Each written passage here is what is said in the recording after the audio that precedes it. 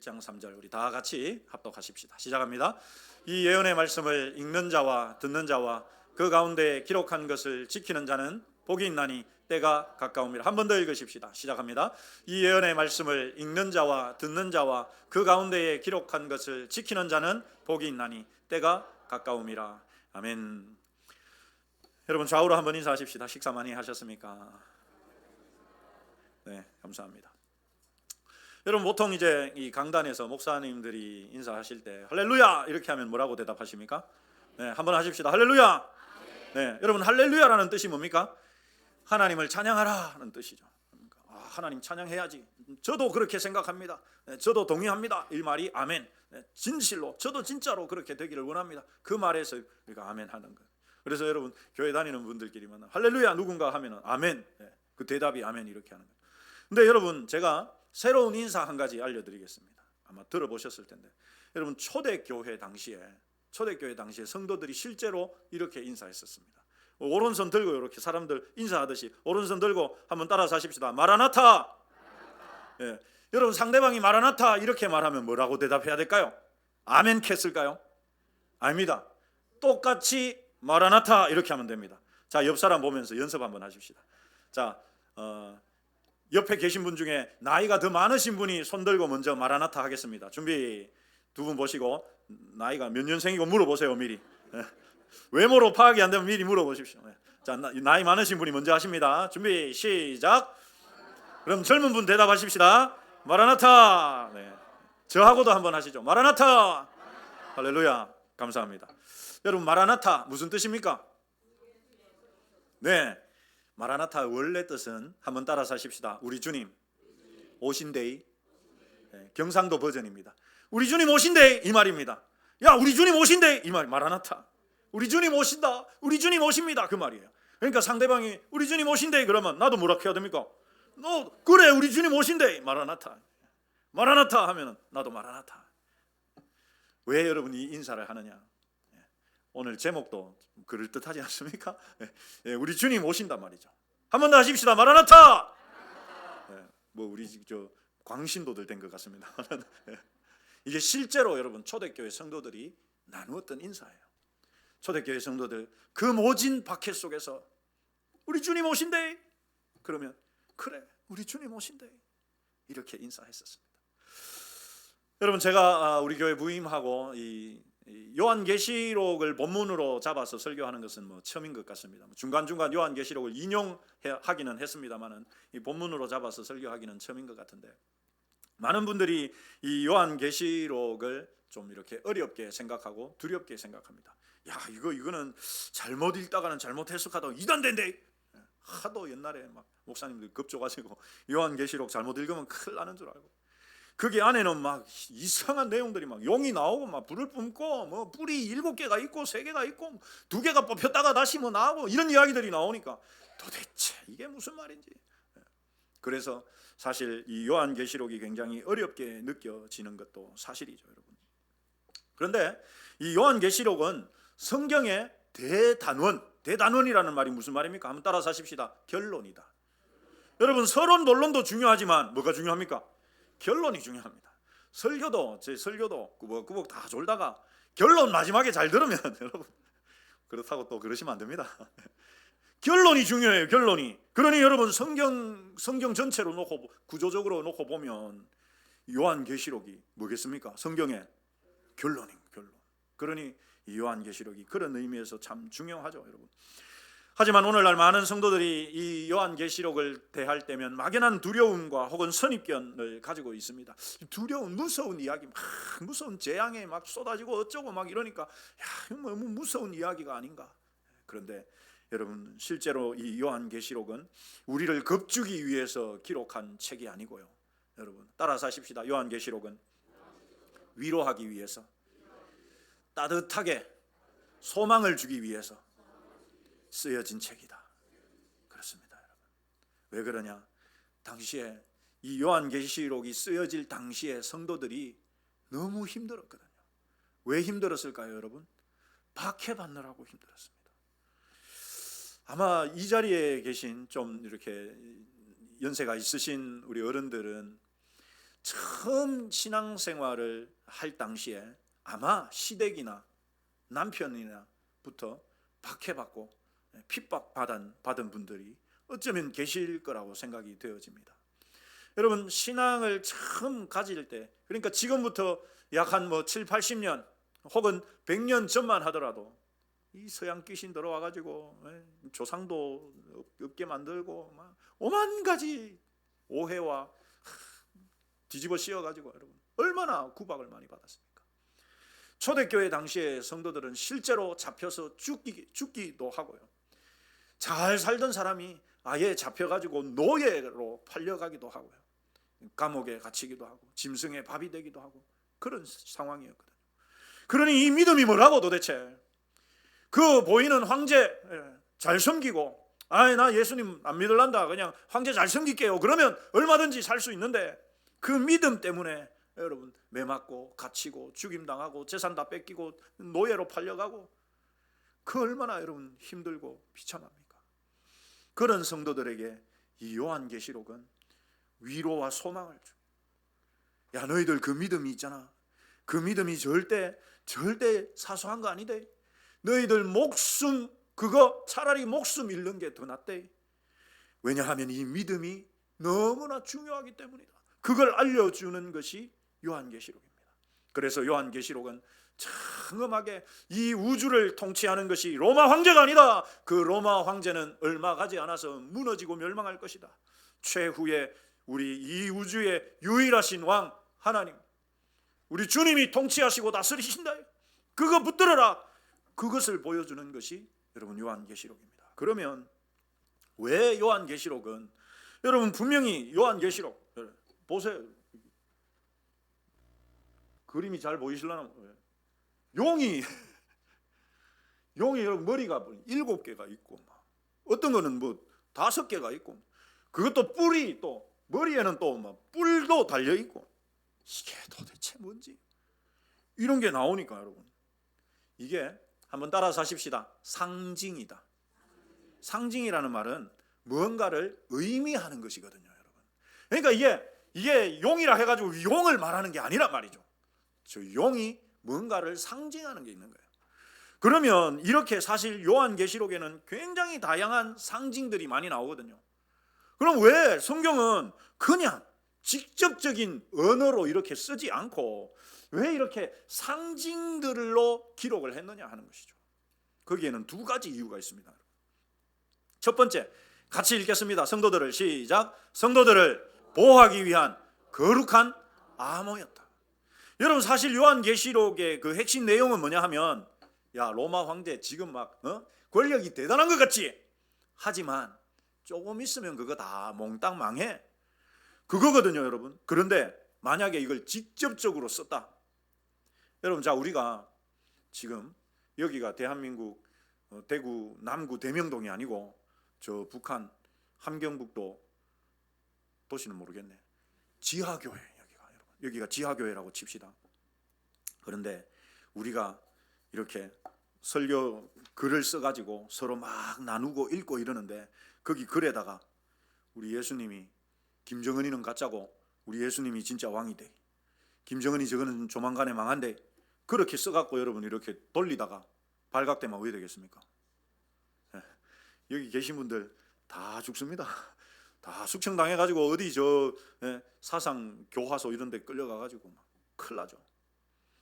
그러니까 당시에 여러분 로마 황제가 눈에 불을 켜고 세계를 다스리는 상황이에요. 그런데 요한계시록에다가 요한이 이걸 쓸 때 로마 황제는 저거는 마귀의 앞잡이야, 저거 이제 곧 망하고 예수님이 다시 이 세상을 통치하실 거야, 그렇게 적어놓으면 여러분 어떻게 되겠습니까? 요한이 쓴 이 편지가 성도들에게 도달하기도 전에 로마 관리들에 의해서 발각이 돼서 어떻게 될까요? 다 불태워지고 성도들 다 잡혀가지고, 안 그래도 잡혀서 죽는데 성도들 다 잡혀가지고 싸그리 다 죽고 그렇게 됩니다.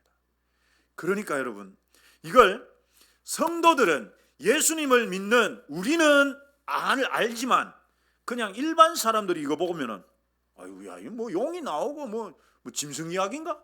무슨 뭐 동물 이야기인가? 이러고 그냥 넘어갈 수 있도록, 그래서 요한계시록에 이런 용이든 뭐 날개 달린 표범이든 뿔이든 이렇게 여러분 상징적인 언어로 기록을 한 것입니다. 왜? 그래야 성도들을 보호할 수 있기. 로마 제국의 그 안 그래도 혹독한 그 핍박으로부터 보호하기 위해서 이렇게 적어 놓은 것입니다. 그래서 여러분 이 성경이 일반 언어로 그냥 직접적으로 기록하지 않고 성도들은 그런데 읽으면 여러분 성도들은 읽으면 다 그걸 이해를 합니다. 여러분 저 한 가지 예를 좀 이따가 들어보겠습니다. 여러분 두 번째 우리 같이 읽어보십시다. 진리 시작. 진리를 더 풍성하고 압축적으로 전달하기 위함이다. 여러분 그냥 예를 들어서 우리 예수님이 힘이 있으시고 전부 다 우리 예수님만 아신데 이렇게 그냥 글로 전하는 것보다 자 5절 6절 우리 같이 읽어보시죠. 시작합니다. 내가 또 보니 한 어린 양이 서 있는데 일찍이 죽임을 당한 것 같더라. 그에게 7뿔과 7눈이 있으니 이 눈들은 온 땅에 보내심을 받은 하나님의 7영이더라. 자 여러분 여기에 보면 요 말이 나옵니다. 어린 양이 서 있는데 일찍이 죽임을 당한 것 같더라. 자, 이 어린 양은 누구일까요? 어떻게 하십니까? 예수님이라는 말도 없는데 어떻게 하십니까? 그런데 다 알죠 여러분. 교회 다니는 사람들은 다 알아요. 구약적인 배경을 가지고 구약 성경을 자세하게 다 알고 있고 예수님을 믿는 성도들은 이 말만 딱 들으면 저 어린 양 예수님이구나 금방 알아요. 그래서 이 어린 양이라고만 해도 예수님인 줄 우리가 아는데 그 어린 양을 성도들은 알 수 있도록 뒤에다가 설명까지 붙여놨어요. 뭐라고? 일찍 죽임당한 누굽니까 여러분? 100% 예수님이지. 그러니까 우리는 알아요. 그런데 로마 관리들은 모르는 사람 안 믿는 사람들은 보면 어린 양이 있네. 이게 무슨 이야기야? 이렇게 되겠죠. 그러니까 성도들이 이걸 읽으면 성도들은 이해를 하지만 믿지 않는 자들은 모르게. 이게 첫 번째 이유. 두 번째 이유는 여러분 이 어린 양을 우리는 딱 아는데 자 그런데 어린 양이 여러분 우리가 아는 양이 아니에요. 가만히 보니까 7뿔과 눈이 몇 개가 있어요. 와 세상에 양이 눈이 2개라 해야 되는데 정상적인 양이 눈이 7개가 있어요. 이 무슨 괴상망측한 양입니까? 양의 뿔이 몇 개가 있어요? 원래 2개 이렇게 이런 말려가 2개 있어야 되는데 몇 개 있습니까? 이 양은 7개가 있어요. 이런 양이 어디 있어 이런 양이. 그런데 여러분 구약 성경을 잘 알던 이 믿는 사람들은 된 바가 압니다. 여러분 성경에서 7이 의미하는 의미가 있죠. 7은 뭐를 의미합니까? 완전함을 의미해요. 완전하단 말이에요. 뿔은 뭐를 의미하느냐? 뿔은 따라서 하십시다. 뿔은 왕권이다. 권세를 말합니다. 자 그러니까 7뿔이라는 것은 뭘 말합니까? 다시 설명해 드릴게요. 7은 뭘 의미한다고요? 완전함을 의미합니다. 자, 뿔은요 권세, 왕권을 의미해요. 자 그러면 7뿔은 뭐를 의미합니까? 완전한 왕이시란 말이에요. 완전한 권세를 갖고 있단 말이에요. 그러니까 여러분 이 어린 양이 왜 7뿔이 있다고 말하는지 이해가 되시죠? 우리 예수님은 어떤 분이라고? 완전한 권한을 갖고 계신 완벽한 왕이십니다. 이 세상에 어떤 왕도 그런 왕은 없는데 우리 예수님은 완전한 왕, 완벽한 권세를 갖고 계신 분. 그러니 여러분 이것이 우리 예수님은 완전한 왕이다 이렇게 쓰는 것보다 7뿔에 대해서 알고 있다면 훨씬 더 그 감동이 깊이 와닿는 거예요. 이걸 위해서 여러분 이렇게 상징 언어로 쓰는 겁니다. 그 뒤에 보면 눈도 몇 개예요? 7개. 7은 뭐를 의미한다고요? 뭐를 의미한다고요? 완전함을 의미해요. 자 그런데 그러면 눈이 7이라는 말은 무슨 말이에요? 눈이 7이야. 그럼 무슨 의미입니까? 완전하게 뭐 한다? 본다. 그러니 본다는 말은 다 안다. 그래서 여러분 이 눈들은 온 땅에 보내심을 받은 하나님의 7영이다 이렇게 말하죠. 7영이니까 여기에 성령님이 7분이 계신 게 아니고 7이 뭘 말한다고요? 완전한 하나님의 영. 그러니까 하나님과 예수님과 성령님이 여기 안에서도 삼위일체로서 또다시 한 번 더 드러나는데 7눈이 그 성령님을 의미하기도 하지만 이 온 세상을 다 보고 계시는 완전하게 알고 계시는 예수님 그걸 보여요. 그러니까 일곱 뿔과 일곱 눈이라는 말이 이것을 상징하는. 그래서 여러분, 우리 예수님이 그런 분이다. 그러니까 이걸 말로 그냥 직접적으로 써놓는 것보다도 이걸 알면은, 야, 우리 예수님 정말 다 하시는 분, 다 보고 계시는 분이구나. 이것을 더 깊이 우리가 알게 된다라는 사실입니다. 그렇습니다, 여러분. 성경 전체적으로 이렇게 구조를 보면 창세기가 시작의 책, 맞죠? 성경을 시작하니까. 그러면 여러분, 요한계시록은 완성의 책이다. 한번 따라서 하십시다. 완성의 책. 창세기는 시작의 책이고 요한계시록은 완성의 책입니다. 여러분, 창세기에서 죄로 인해서 에덴에서 쫓겨났었죠. 그런데 요한계시록 22장에는 새 에덴, 새 예루살렘, 거기에서 생명나무 과실에서 창세기 3장에서는 쫓겨났었는데 이제는 그 새 에덴, 새 예루살렘에서 생명나무 과실을 다시 먹게 됩니다. 창세기에는 저주가 임했다면 요한계시록에서는 다시는 저주가 없다 이야기합니다. 창세기에서 사망이 들어왔지만 요한계시록에서는 사망이 사망하고 이제는 영원한 생명이 지배하게 되는. 그러니 여러분, 이 창세기가 시작이라면 요한계시록은 완성, 결론이다, 이렇게 말할 수 있죠. 따라서 요한계시록을 읽는다는 것은 하나님께서 태초에 계획하신 구원의 프로젝트의 그 찬란한 피날레를 우리가 목격하는 것과 같습니다. 여러분, 이 위대한 드라마의 주인공이신 예수님께서 오늘 본문 1장 3절에서 우리에게 선포하시죠. 무엇을 선포하시느냐? 여러분, 복을 선포합니다. 우리 같이 한 번 더 읽읍시다. 시작합니다. 이 예언의 말씀을 읽는 자와 듣는 자와 그 가운데 기록한 것을 지키는 자는 뭐가 있나니? 복이 있나니. 여러분, 복이 있다 말하죠. 참, 성경은 정말 복으로 가득한 책입니다. 물론 목사님들이 막 복복복 막 그래서 기복주의다 그것도 문제겠지만은 사실 성경은 복이 가득한 책입니다. 창세기에서 여러분, 하나님께서 천지를 창조하시면서 일곱째 날에 복을 주셨어요. 사람을 창조하시고 복을 주셨어요. 시작하면서 하나님은 복으로 시작하시죠. 시편 1편도 복으로 시작합니다. 복 있는 사람은 악인의 꾀를 쫓지 아니하고. 마태복음 신약 성경도 여러분 시작하고 나서 복으로 시작하죠. 마태복음 5장에 팔복, 우리가 수요일마다 나누었던 팔복, 8가지 복을 이야기합니다. 그리고 성경의 마지막 요한계시록에서도 시작하면서 1장 3절에 시작하면서 복이 있다 선언하고 시작하죠. 여러분, 여기에 복이 있는 사람 세 부분으로 이야기합니다. 읽는 자와 듣는 자와, 따라서 합시다, 그 가운데 기록한 것을 지키는 자. 읽는 자와 듣는 자와 지키는 자가 복이 있다, 이렇게 말하죠. 읽는 자는 오늘날 이거 뭐 성경 읽는 거 이게 아니고, 여러분, 당시에 요한계시록을 기록할 이 당시에는 문맹률이 아주 높았습니다. 대부분 사람들은 글을 몰랐어요. 거의 약 95%가 글을 몰랐습니다. 그러니까 글을 읽을 수 있는 사람이 한 교회에 한두 명밖에 안 되거든요. 그러니까 요한이 이 요한계시록을 써가지고 이 소아시아의 7지역 교회에 두루마리로 이렇게 말아가지고 이렇게 전달해 줬단 말입니다. 그럼 이 교회에 오면, 에베소 교회에 오면은 에베소 교회에서 글을 읽을 수 있는 사람이 한두 명이거든요. 읽어줍니다. 예수 그리스도의 계시라. 그럼 대부분은 그거 듣습니다. 그때 읽는 사람, 읽어주는 사람, 그걸 말하는 거예요. 듣는 사람은 당시 대부분의 청중들이 앉아서 읽어주는 것을 듣죠, 여러분. 그리고 읽는 자도 중요하고 듣는 자도 중요하지만 더 중요한 자는 어떤 사람이라고요? 지키는 사람.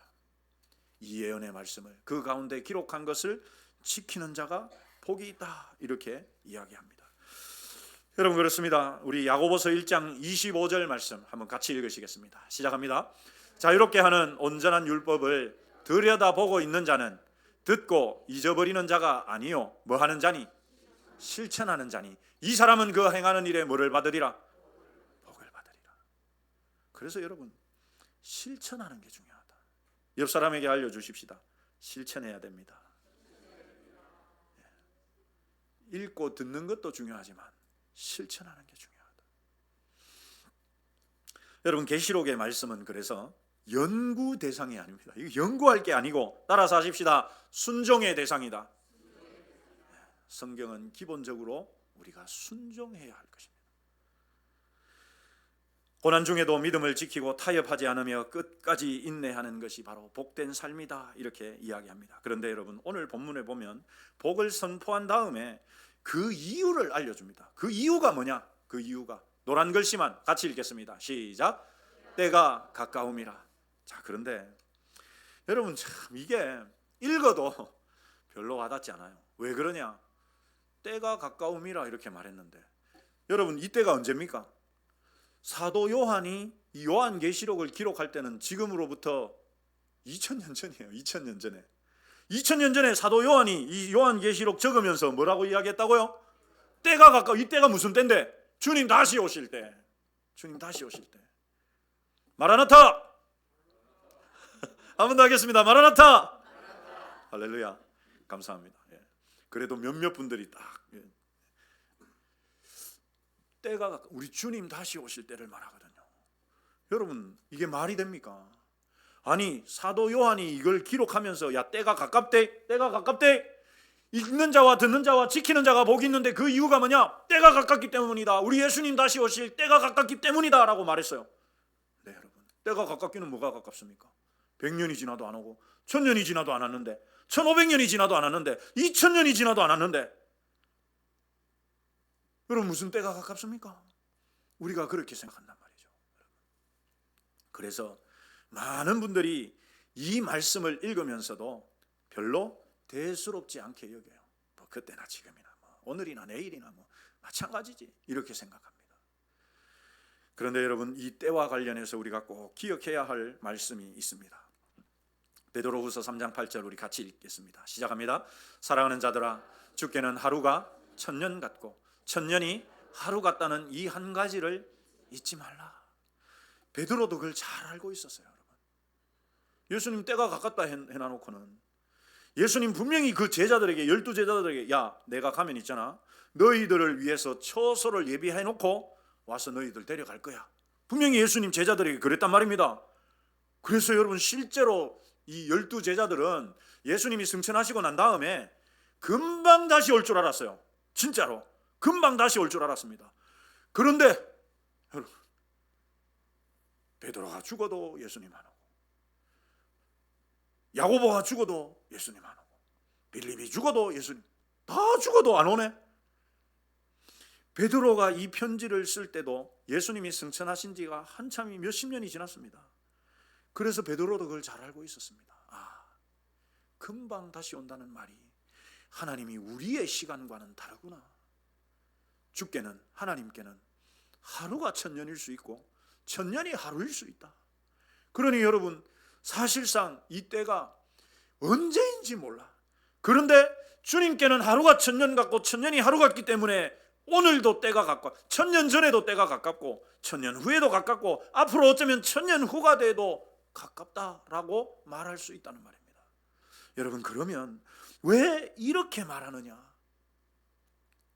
성경이 왜 이렇게 끊임없이 임박한 종말을 말하느냐? 사도 요한이 이 기록한 것부터 벌써 2000년이 지났는데도 불구하고 계속해서 성경은 마치 우리를 겁주듯이, 위협하듯이 왜 이제 곧 온대, 주님 때가 임박했대, 이렇게 말씀하느냐? 여러분, 여기는 중요한 이유가 있습니다. 한번 따라서 하십시다. 언제 오느냐보다 놓치면 큰일 나기 때문이다.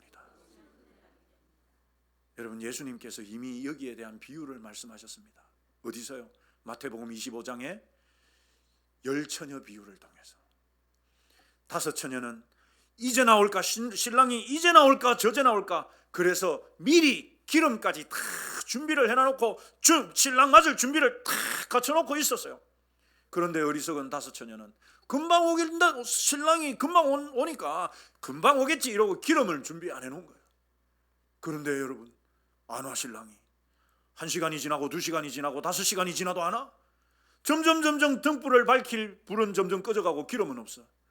기름 준비하러 간 사이에 신랑이 와가지고 남은 5처녀 데리고 들어가 버렸어. 밖에서 아무리 문을 두드리면서 우리도 주님 기다리고 있었습니다, 기름 사러 갔었는데 열어주세요. 나 너희들 모르는데, 너무 잔인하게 말씀하시잖아요. 그것이 여러분 무엇에 대한 경고입니까? 그렇게 우리가 깨어있지 않으면 그 중요한 시기를 놓쳐버리기 때문입니다. 여러분 왜 1장 3절에서 때가 가깝다고 이야기하느냐? 우리 같이 한번 더 읽으십시다. 시작합니다. 또한 너희가 이 시기를 알거니와 자다가 깰 때가 벌써 되었으니 이는 이제 우리의 구원이 처음 믿을 때보다 가까웠습니다. 바울도 여러분 아까 베드로가 그렇게 이야기했는데 바울도 뭐라고 이야기하느냐? 야, 그러면 어찌됐거나 간에 예수님이 지금 뭐 100년이 지났건 200년이 지났건 그게 중요한 게 아니고 우리가 처음 믿을 때보다는 가까워진 거 아니냐? 그 말을 하고 있는 거예요. 주님이 오실 때, 여러분 제가 믿음 생활 시작한 지 거의 한 50년 정도 됐는데 벌써 50년이 지났다는 말은 50년만큼 더 주님 오실 때가 가까워졌다는 말이잖아요. 그러니까 어찌됐거나 간에 그때보다 더 가까워졌으니까 정신을 차려라 라고 말하는 것입니다. 여러분 우리 주변에 보면 뭐 요즘은 그렇게 이 포스터들이 많이 붙어 있지는 않습니다만은 예전에는 이 화재 예방 포스터가 참 많았어요. 실제로 뭐 저도 초등학교 때 이 포스터 그리기도 하고 이랬는데 작은 불씨라고 방심하다가 모든 것을 잃게 됩니다. 방심은 화재 경고, 관심은 화재 예방, 화재는 리허설이 없다. 여러분 이런 포스터들을 막 붙여놓는 이유가 뭡니까? 이유가 뭡니까? 뭐 하자고? 불조심하자고. 아니 불조심 그게 뭐라고 여러분? 불조심 그거 안 하면 뭐 어떻습니까? 불조심 안 하면 어떻습니까? 큰일 나죠. 어떻게 큰일 납니까? 집 홀라당 다 타요. 내 전 재산 그 집인데 집 홀라당 다 타면 다 잃어버리잖아. 그 불 한 번에. 그렇죠 여러분. 이 화재 예방 포스터들이 보여주는 것처럼 성경이 그렇게 여러분 우리에게 이야기하는 겁니다. 여러분 불은 우리 삶에 꼭 필요하고 고마운 것이지만 관리를 잘못해가지고 냄비가 막 시커멓게 다 탈 동안에도 밖에 다 잊어먹고 시장 보러 가가지고 시장 보다가 친구랑 수다도 떨고 막 아이고 만난 김에 점심도 먹고 가자 라고 점심 먹는 동안에 집에 오게 됩니까? 집 홀라당 다 타봅니다. 그런 적 있으시죠? 저희 장모님도 냄비 몇 개 태워 먹었습니다. 화재 여러분 왜 이렇게 포스터까지 붙이면서 자나깨나 불조심 왜 이렇게 강조하고 또 강조합니까? 한순간에 다 날려버리거든. 한순간에 다 태워버리거든. 그렇습니다 여러분. 똑같은 이유죠. 세상에서의 화재는 집 한 채, 재산 얼마를 잃어버리는 것으로 끝나지만 영적인 종말을 준비하지 못한 대가는, 그것을 놓쳐버린 대가는 영원한 생명을 잃어버리는 거예요. 불조심은 우리가 신경 쓰는데 그것보다 더 신경 쓸 게 뭐라고요? 때가 가깝다는 거. 때가 가깝다는 거. 아이고야 내가 이래가지고 되겠나? 좀 더 기도해야지. 정신 바짝 차려야지. 그래 때가 가까운데 내가 정신 더 차려야지. 아유 내가 이렇게 신앙생활해서 내가 더 열심을 내야지. 그러라고 그렇게 하라고 여러분. 성경은 끊임없이 반복해서 또 반복해서 이야기해요. 왜요? 이거 놓치면 안 되니까. 이거 놓치면 안 되니까. 자나깨나 불조심보다도 자나깨나 정신 차리고 있으라고 이야기하는 것입니다. 사랑하는 성도 여러분, 요한계시록은 우리에게 공포를 주려고 하는 책이 절대 아닙니다. 오히려 아무리 세상이 흉흉해도 결국 승리는 우리 주님의 것이라는 것을 확증해주는 소망의 책인데 더 중요한 것 여러분 우리가 정신을 차려야 한다. 마침 여러분 우리의 경각심을 일깨워주는 일들이 지금 세상 가운데 일어나고 있잖아요. 여러분 우크라이나 러시아 전쟁이 일어난 지가 벌써 3년이 됐는데 끝났습니까? 아직도 계속되고 있습니까? 아직도 그 전쟁 중입니다. 우리 관심이 좀 많이 멀어져서 그렇지 거기 아직도 치열하게 지금 싸우고 있습니다. 뿐만이 아닙니다 여러분. 얼마 전에는 이스라엘과 팔레스타인 전쟁이 있었죠. 행글라이더를 타고 그 장벽 넘어와가지고 오토바이 타고 막 장벽 뚫고 넘어와가지고 유대인들 납치해 가가지고 이스라엘과 팔레스타인이 하마스 전쟁하고 지금도 아프리카의 수단과 콩고에서는 우리가 몰라서 그렇지 격렬한 내전이 진행되고 있습니다. 미얀마 군부 독재와 내전도 현재까지도 진행 중에 있습니다. 게다가 여러분 이번에 미국과 이란이 또 세게 붙어서 대규모 전쟁이 발발해서 난리와 난리 소문이 끊이지 않고 있죠. 여러분. 난리와 난리 소문이 끊이지 않고 있습니다. 어디서 많이 들어본 말씀 아닙니까? 같이 읽어보겠습니다. 시작합니다. 난리와 난리 소문을 듣겠으나 너희는 삼가 두려워하지 말라. 이런 일이 있어야 하되 아직 끝은 아니다. 그러니까 여러분, 지금 난리와 난리 소문을 우리가 듣고 있어요. 세상이 시끄럽습니다. 주님은 두려워하지 말래. 왜? 아직 끝은 아니에요. 이게 있어야 되지만 끝은 아직 아니에요. 계속 읽겠습니다. 시작합니다. 민족이 민족을, 나라가 나라를 대적하여 일어나겠고 곳곳에 기근과 지진이 있으리니 이 모든 것은 재난의 시작이니라. 이 모든 것은 재난의 시작입니다. 그러니 여러분, 마태복음 24장 8절에서 말씀하는 이 모든 지금 재난의 시작에 우리는 어쩌면 들어와 있을 수도 있습니다. 그러면 여러분, 우리가 어떻게 살아야 되겠습니까? 정신 차려야 되죠. 정말 믿음으로, 신앙으로 살려고 몸부림쳐야 되죠. 왜요? 때가 가깝기 때문에. 사랑하는 성도 여러분, 때가 가깝다는 말씀은 우리를 불안하게 만드는 협박이 아니라 이제 곧 고난이 끝나고 영광이 시작될 테니까 조금 더 힘을 내라, 주님의 격려, 응원가. 그러나 그때가 멀었다고 생각하는 사람과 어쩌면 지금이 그때일지도 모르겠다라고 경각심을 가지는 사람의 삶의 자세와 태도는 완전히 달라집니다. 그때가 아직 멀었다고 생각하는 사람은 여전히 세상을 사랑하면서 어떻게 투자하고 어떻게 하고 어떻게 살아갈까, 뭘 먹고 뭘 마시면서 살아갈까, 여기에만 집중하면서 살아가겠죠. 반면에 그때가 가깝다고 믿는 사람들은 오늘 하루를 주님 보시기에 부끄럽지 않게 살기 위해서 자신을 더 돌아보면서 믿음의 옷깃을 여미면서 어떻게 하면 주님을 내가 부끄럽지 않게 맞이할 수 있을까, 주님 오셨을 때 내가 어떻게 하면 보다 더 영광스럽게 우리 주님 맞을 수 있을까, 여러분, 준비하는 사람이 되겠죠. 세상이 즐기고 살기에 너무나 좋습니다. 그래서 여러분, 자칫하면 우리가 거기에 빼앗길 수 있어요. 그러나 때가 가깝다고 생각하는 사람, 그분들은 오늘 당장 예수님이 오셔도 기쁘게 맞이할 수 있는 믿음의 준비가 되어 있는 사람이고 그 준비를 하는 사람이죠. 그래서 요한계시록은 복에 대해서 설명하면서, 복에 대해서 선언하면서 누가 복이 있느냐, 이 때가 가깝다는 것을 알고 준비하는 사람이다. 사랑하는 성도 여러분, 우리가 마라나타 처음에 인사하고 했었는데 이 마라나타라는 찬양 아마 아시는 분들이 계실 텐데요. 이렇게 시작합니다. 마라나타, 주 예수여 어서 오시옵소서. 땅의 모든 것 모든 족속 주를 경배하게 하소서. 마라나타, 주 예수여 어서 오시옵소서.